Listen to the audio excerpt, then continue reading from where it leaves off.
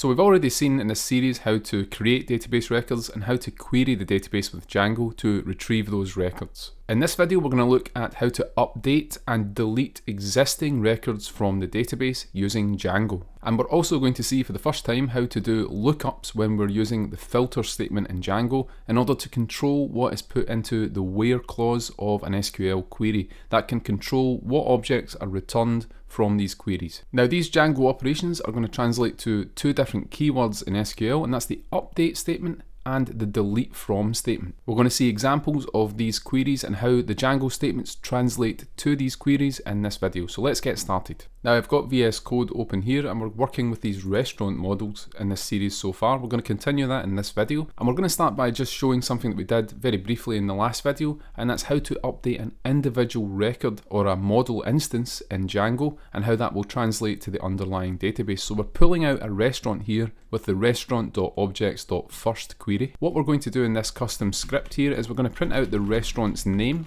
and then we are going to attempt to update that, and we can do that just by accessing the field and setting it equal to a new value. So for the first restaurant in the database, let's give it a new name and we'll call it new restaurant name. And once we've done that, what we can do is we can call the model.save function, in this case restaurant.save, in order to actually save that new change to the database. And what's going to happen is, because we're not creating a record, this is actually going to change the existing data for that given row that we're pulling out into a Django model. So let's now execute this script, and remember we're using the Django extension's run script command to do that. So we're going to run the script and it's called ORM script.py. We can just refer to it as ORM script, and we get the original name of the restaurant, which was test. That's coming from the print statement on line 9. Below that we're setting it to a new name, and then we're calling the save function. Now if we go to the database browser for SQLite, you can see that existing row with the name of test for that restaurant. If we refresh this, you can see that that has been updated, and now the name is set to new restaurant name. Now this is demonstrating how to update a single row in the database using Django. We simply fetch the row from the database, and we can use a number of queries to do that. For example, the restaurant.objects.first query.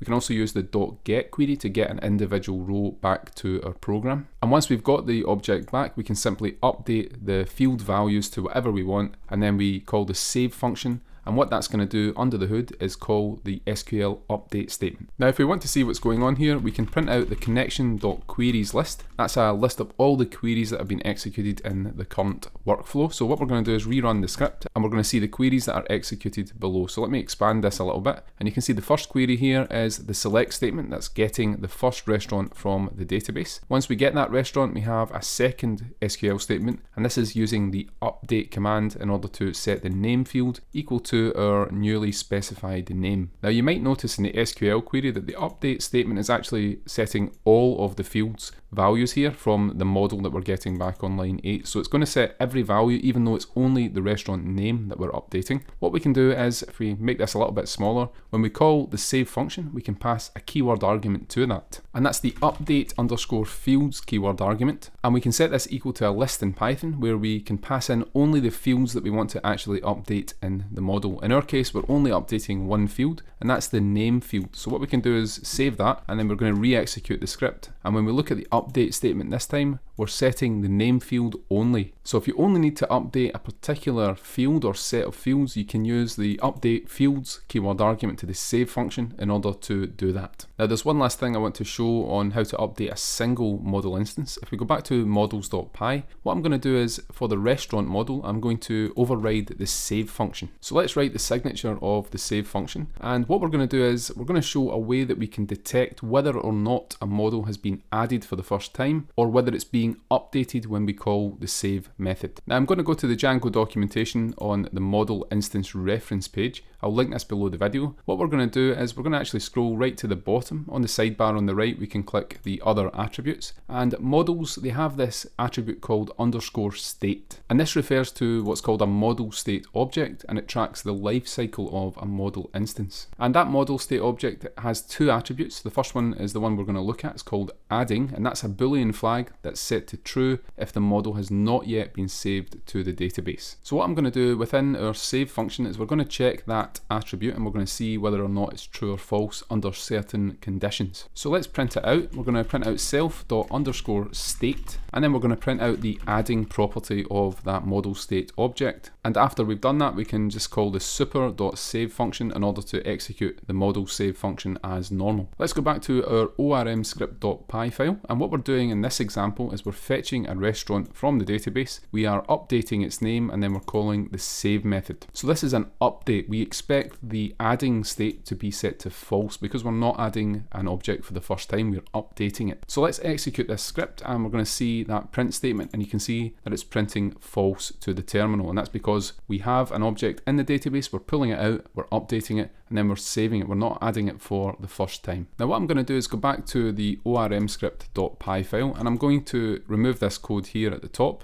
and I'm going to paste some code in to actually create a restaurant and then call the save function. So what we're doing here is what we've seen in, I think it was the second video. We just instantiate a restaurant object, and then we're setting all of the fields to particular values, and then we can call the .save function. So this is actually going to add a new restaurant to the database for the first time. And I've already got one in here called My Italian Restaurant, so I'm going to make that My Italian Restaurant number 2. Let's re-execute the script, and this time you see that true is printed to the terminal. And that's because this time we are now adding an object for the first time. So why might this self.state.adding be useful? Well, if you're adding something for the first time, you might want to detect that and then perform some sort of logic. For example, email a user or email certain people in your application to inform them that something has happened. And this is not the only way to do this. You can also write what's called a signal in Django, and signals can actually detect whether an object has been created for the first time, and then you can also perform that action with the signal. If you're interested in videos on signals, please let me know in the comments. This is just an alternative way where you override the save function and you check self.state.adding. So let's now move on to another example. We've seen how to update a single record in the database, and that's a single row which is represented in Django with a model instance. Now what happens if we want to update multiple records in the database? We can actually call a QuerySet.update method in order to do that. So let's see that now. We're going to go back to ormscript.py, and I'm going to remove this code we've got in the run method. And what we want to do is, let's say we want to update every single row that we have in our restaurant table. So if we go back to the database browser for SQLite, you can see we have 5 rows in the restaurant table. Now let's say we want to change the date opened from whatever date's in there at the moment to the current date. And we want to do that for every single row in the table. We don't want to iterate over all of them and set that value, then call the save method. It turns out that Django has a QuerySet.update method. So if we go to the documentation, we have this section here, which I'll link below the video, and you can get a query set, for example, using the objects.filter function, and then call the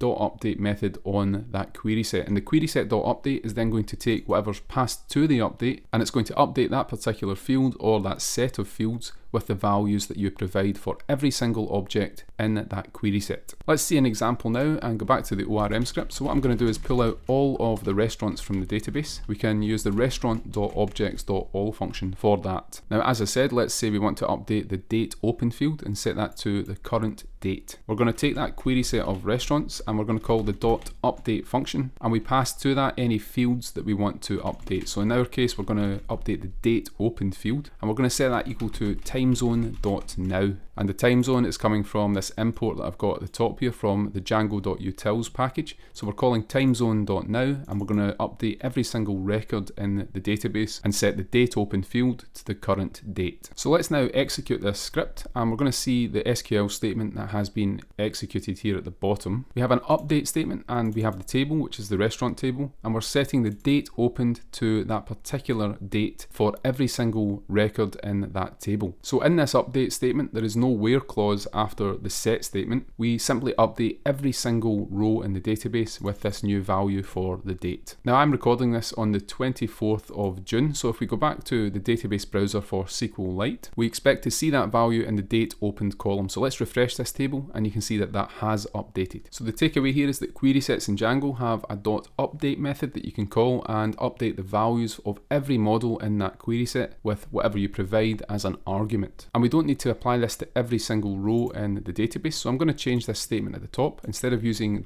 .all, I'm going to use the .filter statement. And as an argument to filter, we're going to pass a database lookup in Django. Now we've not seen this in this series, so I'm going to go to the documentation and I'll link this below the video. This is a page on field lookups in Django. And field lookups are how you specify the meat of an SQL where clause. They can customize what is passed to that where clause, and we're going to see how to do that now. So you can see, for example, we have a model here called entry. When we call the entry.objects.get function, we are passing not only the keyword ID, which refers to a field on the model, but we have these two underscores after the field name, and then we have the lookup after those two underscores. Now this uses the exact lookup, and this is actually the default lookup when you don't specify one of these lookups in your query. But if we scroll down, you can see we have a number of other lookups. For example, iExact, which is a case-insensitive exact match. If we scroll down further, we have a contains lookup. So for example, to get all entries where the headline contains the name Lenin, we could use this one for that. And you can see the SQL equivalent below that, where we have the headline field in the where clause, but it's not an equality. What we have is the like statement, and we're checking whether the particular column contains that name Lenin. Now in future videos, I'm going to do a lot more on lookups, but I do want to introduce it in this video. So let's go back to VS Code. And what we are looking for is the name field on this restaurant model. We're going to get all restaurants whose name starts with a capital P. So we have two here called Pizza Shop. We're going to find them in this particular query. So what we're going to do is use the two underscores, and the lookup that we're going to provide to this query is the starts with lookup, and we're going to set that equal to a capital P. So that's going to return to us all restaurants that begin with the letter P, and we're going to print those to the terminal on line 9. Below that, we're going to call the update function as we did before. This time I'm going to change the date opened. Rather than just the current date time, I'm going to subtract a timezone.time delta, and to the time delta I'm going to subtract, let's say, 365 days,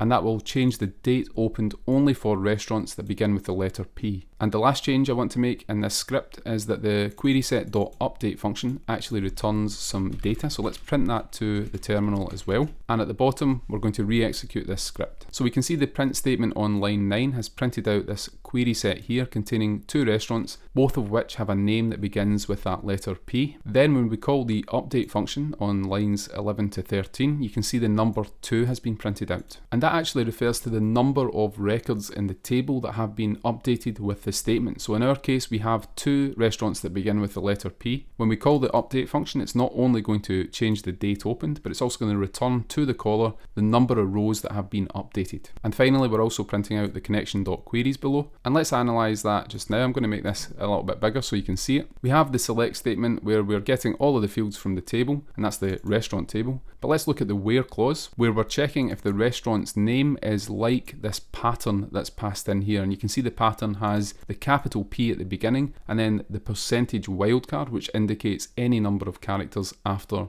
that initial character. And this is the pattern in the query that we want when we want to fetch all of the restaurants that begin with the letter P. So that where clause is showing how the starts with lookup is customizing the underlying SQL to actually fetch the right records from the table. And you can see that lookup also appears in the update statement, where we're setting the date opened to the given date where the restaurant's name is like that pattern. And in SQL, if you don't want to update all rows in the table, when you update the table and you set the values, you will specify a where clause after the set, and that controls which rows are actually updated. So I hope that makes sense. Before we move on, let's go back to the documentation for updating multiple objects, and I'm going to scroll down to this paragraph here. And it says, be aware that the update method is converted directly to an SQL statement, as we've just seen in the terminal. And this is a bulk operation for direct updates. It does not run the save method on your models, and it doesn't emit the pre-save and post-save signals. So it's important to know that if you have custom logic in your model's save method, like we added a second ago with the adding state, that custom logic will not be called when you call the QuerySet.update function. So when you call the update function on a query set that might update a set of models in your application, you need to be aware that any logic you've got in a signal or in your model's save method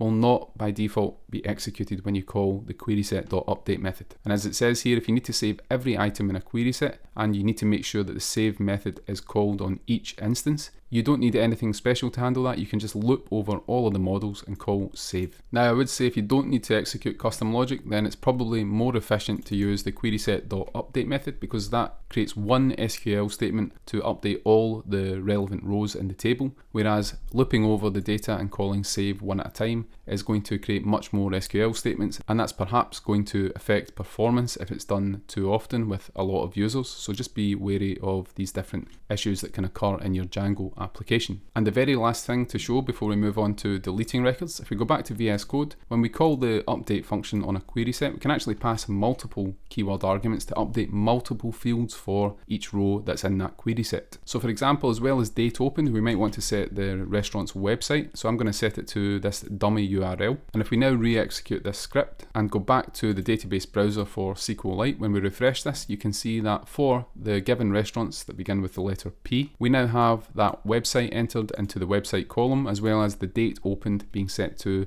a date in the previous year. So you can pass multiple arguments to the .update function. Let's now move on to show how to delete models and delete query sets from the database. So I'm going to remove this code here, and at the top of the run function, I'm going to fetch the first restaurant from the database table. We're going to store that in a variable called restaurant. And what I'm going to do below that is just print out the restaurant's primary key. That's the ID of the restaurant in the database table. And below that, I'm going to fetch all of the ratings that the restaurant has. So we're going to look at the restaurant, we're going to get its related ratings, and we're going to get all of those with the .all function. And if we run this script below here, you can see the output. We have number 2 for the primary key of the restaurant, and we have a query set below that that has 3 ratings for this restaurant. Now what I want to do is delete this restaurant from the database table. So we're going to delete the restaurant that has the primary key of 2, and that's the restaurant that we've called new restaurant name. So that's going to be removed from this database table when we call the .delete function on the model. But the reason that I'm pulling out the ratings as well is because of something I'm going to show now in the models.py file. So if we look at the rating model, we have this foreign key to the restaurant, and that's specified with a models.ForeignKey field.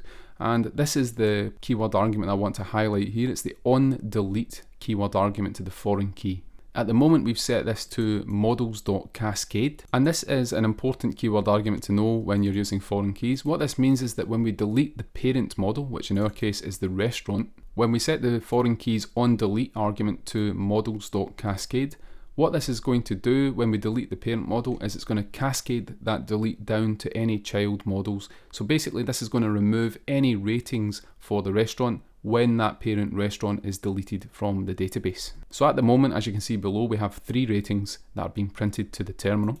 If we go to database browser for SQLite and go to the core rating table, you can see in the table here that we have a restaurant ID, and we have 3 rows that refer to the restaurant with ID 2. Now when we have a Django model, that represents a row in the database. Let's go back to the ORM script. We have that here on line 8. What I'm going to do below here is call the restaurant models delete method. So all models in Django, they have this .delete method that you can use when you want to actually remove that row from the database and get rid of the data. And the delete method will return the number of objects that have been deleted from the database, and it will also return a dictionary with the object deletion numbers for each type of object that has been deleted. So I think the best way to show this is to print it out to the terminal. So let's print what's returned when we call restaurant.delete, and I'm going to remove these top 2. We already know that the foreign key is 2, and we know that the restaurant has 3 ratings. So let's now execute this script, and we're going to see the output on the terminal. I'm going to make this a little bit bigger here. When we call delete, we get back the number of records that have been deleted, and you can see the number is set to 4. And the second element of this tuple is a dictionary that contains the number of deletions for each object. And you can see that for the rating table, we've removed 3 ratings from that table. And for the restaurant table, we've removed that single model that represented the restaurant we pulled out from the database. So when we call delete on that restaurant, it's deleted it from the database, but it's also deleted the associated ratings. It's deleted 3 of those, and that's because of this models.cascade argument that we're providing to the foreign key. So let's now go back to database browser for SQLite. We have the rating table here. We expect now to see that all ratings with an ID for the restaurant of 2 have been deleted from this table. So let's refresh the table, and you can see that we now don't have those references anymore. We only now have ratings with the restaurant ID set to 3, so that particular model has been deleted, and that deletion has cascaded down and deleted the associated ratings. And if we go back to the core restaurant table, you can see we now have 4 restaurants, and the restaurant that we had with the ID of 2 is no longer in the database. Now if we go back to VS Code and rerun this script here, you can see that we get back the number 3 this time, and it's deleted 1 restaurant again and 2 ratings. What I want to do this time is analyze the SQL statements that are being executed here.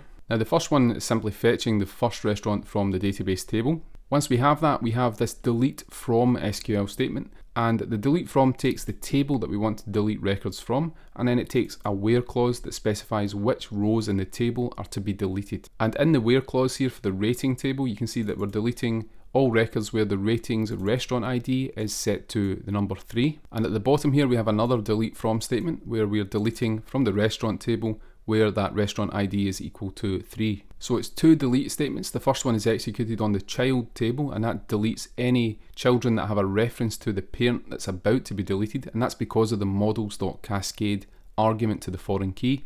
And then finally, of course, we delete the actual object from the restaurant table, that's the parent object. Now we have one other SQL statement being executed here, and that's an update statement that's on the sale table, and that's setting the restaurant ID equal to null when the restaurant ID in the sale table, that foreign key, is equal to 3. So let's minimize this, and we're going to look at the sale model here, and we have this restaurant foreign key, but the onDelete argument to that is set to models.setNull. This is an alternative to cascading the delete from your parent table down to the child tables. Sometimes you do not want to do that. You want to preserve the data that's in the child tables, and that might make sense in a sale table where you have financial data that you don't want to just throw away when a restaurant is deleted from the database. So instead of that, you set the foreign key reference to null when the parent is deleted. And that's why in this SQL statement that you see here, we are updating the sale table and we're setting that foreign key equal to null when that parent restaurant has been deleted.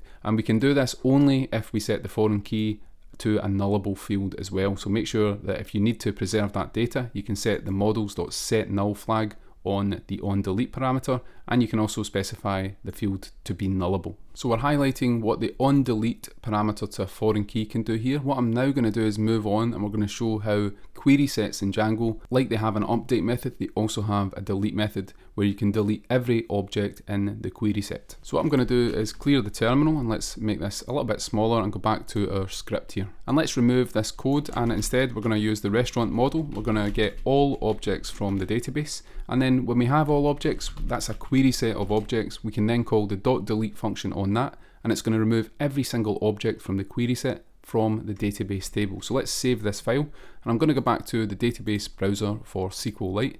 When we refresh this, you can see at the moment we have 3 restaurants in the table, but when we call the restaurant.objects.all.delete function, that's going to fetch all of the restaurants that we have, all 3 of them, and then for each one of those it's going to delete them from the database in one single SQL query. So let's now run the script, and we can see the output of that script. We have the SQL statement here where we're deleting from the rating table where the restaurant ID is in any of those numbers, 4, 5 and 6, and those numbers have been gathered from the first SQL statement which pulls all of the restaurants from the database. Django then takes the primary keys of each restaurant that's been pulled out and passes them in to the where clause of this delete from statement to delete the records from the associated database tables. In this case it's the rating table because of that models.cascade argument, but we also have at the bottom the delete from core restaurant table where the ID is in that set of numbers. Now if we go back to the database browser for SQLite and refresh, you can see that our restaurant table no longer has any rows. They have all been deleted, and that's because we've now called the QuerySet.delete function. And if we go to the rating table that we had, you can see we also no longer have any ratings in the table, and that's because of the models.cascade argument. On the other hand, if we go to the sale table, you can see that the sales have been preserved in this table for each restaurant, but the ID of the restaurant associated with the sale is now set to null. And this preserves the referential integrity of this data. We cannot refer to a foreign key that no longer exists in the parent table, so we either have to delete the record from the database, or another strategy is to set the foreign key equal to null. That indicates that the parent no longer exists, but we are keeping the data around because it might be important for the business or for other reasons. Now let's go to the Django documentation on the foreign key on delete argument just before we finish this video. We're going to look at the different values that this accepts. Now we've already seen cascade. We also have a protect value here that we can use, and this prevents the deletion of the referenced object. So sometimes you want to say this object is a foreign key for a child, therefore we don't want to allow it to be deleted from the database. You can use the models.protect value for that. We also have a restrict value here, and if you scroll down we have the set null and set default values as well. We've seen set null and we've used that in the sale table. Set default will set the new value of the column to whatever the default is for that field. And below that we have this set value as well. And if we look below, you can set that equal to a Python function which performs some sort of logic that will then set the value of the foreign key field when that parent is deleted. The final value here is do nothing.